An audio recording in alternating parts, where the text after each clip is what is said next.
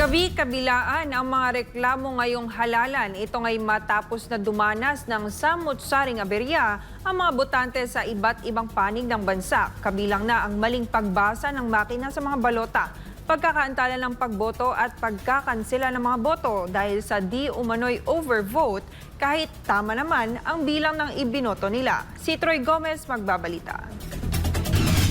Hindi pa man tapos ang bilangan ay usap-usapan na ang irregularidad sa halalan. Ito'y dahil di umano sa palpak na operasyon ng mga bagong automated counting machines.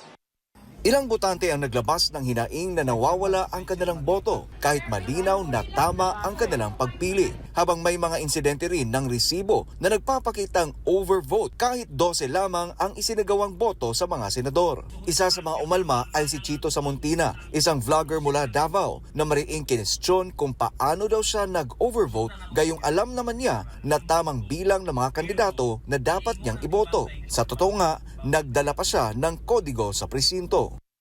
Nganong na overvote man nga tama man ang ako ang gibutang 12 ra ka buok. Gusto na ako videohan, gusto na ako picturean na nanghid ko, pero niingon ang tigbantay nga sir bawal baya picturean or videohan. Sa magausab gi-review na ko ang screen, tama ako ang mga gipang shade-shadean dito 12 ra ka buok.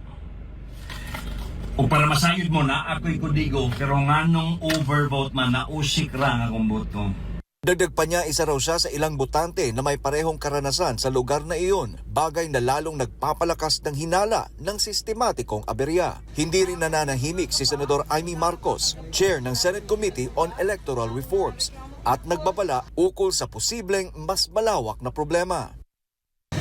Kaninang umaga pa, nakakanggap ko mula sa iba't lugar ang reklamo tungkol sa allegedly programmed machines na kahit sino ang iboto mo ang lumalabas abalos na minsan hindi nagre-rehistro ng sino mang senador.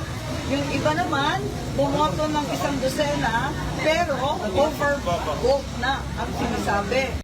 Giit niya, ito ang unang pagkakataon na ginamit ang bagong provider na Miro kapalit ng Smartmatic.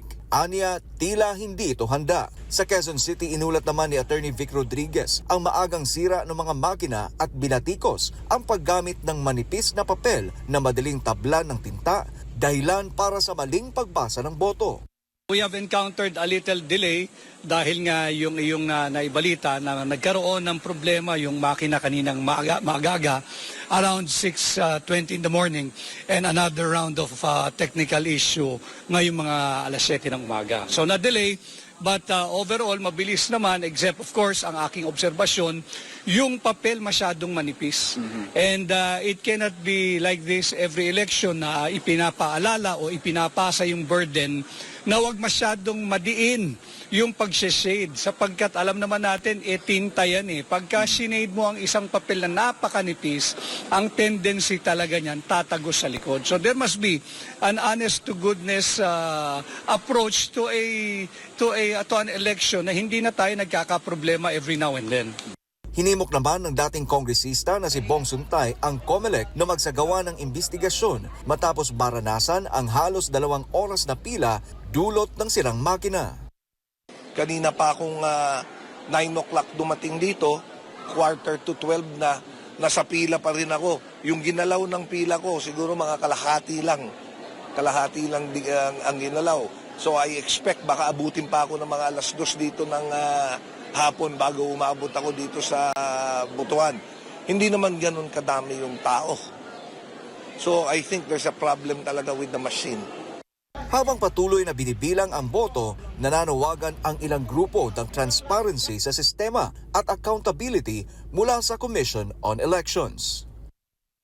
Kaya tanong ng mga botante, boto nga ba talaga nila ang binibilang o may puwersang gumagalaw sa likod ng teknolohiya? Mula dito sa Quezon City, para sa Diyos at sa Pilipinas nating mahal, Troy Gomez nag-uulat, SMNI News.